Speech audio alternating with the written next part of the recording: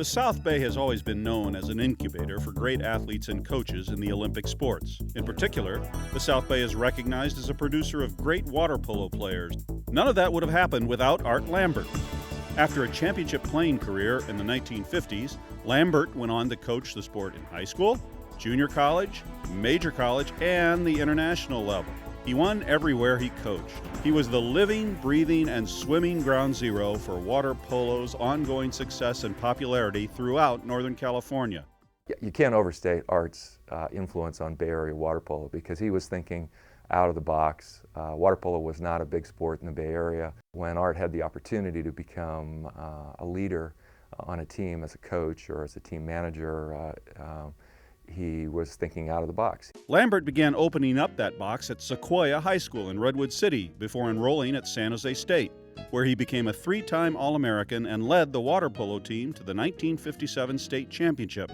Lambert also starred for the Olympic Club's national amateur championship teams in 1957 and 1959. Yet in terms of impact, Lambert was just getting wet, so to speak.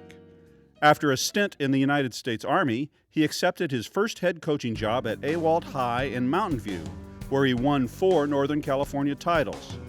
Then it was on to De Anza College in Cupertino, where his teams won 6 conference titles and a state championship.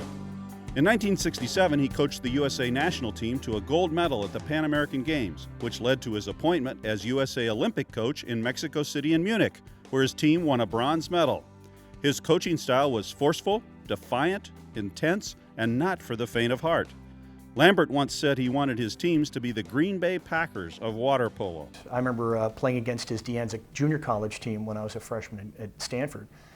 And we'd come over the side just sort of say, thank God we're not playing for that guy. He was just volatile. I mean, he would scream at people, he'd swear at people, he'd kick chairs, he'd throw clipboards. I mean, he was sort of a modern-day Bobby Knight when it came to water polo. Actually, I think Bobby picked up some things from him.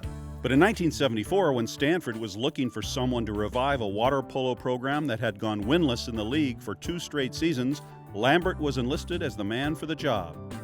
On his first day of practice, he explained to players that there would no longer be any trophies or awards given out for team MVP or most improved player, because that would mean setting their sights too low. Because there's not going to be any more individual awards around here.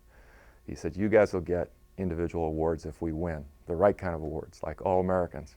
If you guys win, there'll be enough individual awards for everybody to get something. But if you don't, there won't be enough awards around to make it worthwhile to play here. So I kind of knew that we weren't in Kansas anymore. The challenge that Lambert laid out was met within 3 years when, in 1976, Stanford won its first national water polo championship. Art's first year, we were 4-2 my junior year, and we were 6-0 my senior year NC2A champions. So it was pretty much linear right to the top. While he was great at X's and O's, and he was great at motivation, he was great at sort of sportsmanship, gamesmanship sorts of things, he wouldn't allow you to relax. I mean, we played a style of water polo that didn't have any. There was no sort of cuteness. There was no, there were no games. There were no trick plays. It was, we're coming at you.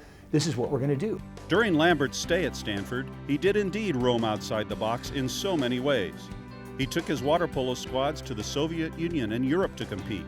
He left Stanford with a career record of 55-19 and eventually moved to Idaho to pursue a real estate career.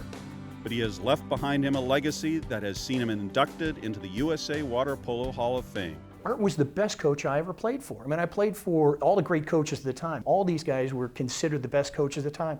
Art was better by far than all of them. For me, what's remarkable is at every level, with every team, he was successful.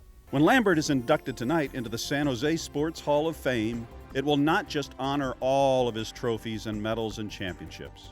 It will also pay tribute to the deep ripples of enthusiasm he spawned for his sport, ripples that can be felt today in every pool where water polo is played across the entire Santa Clara Valley.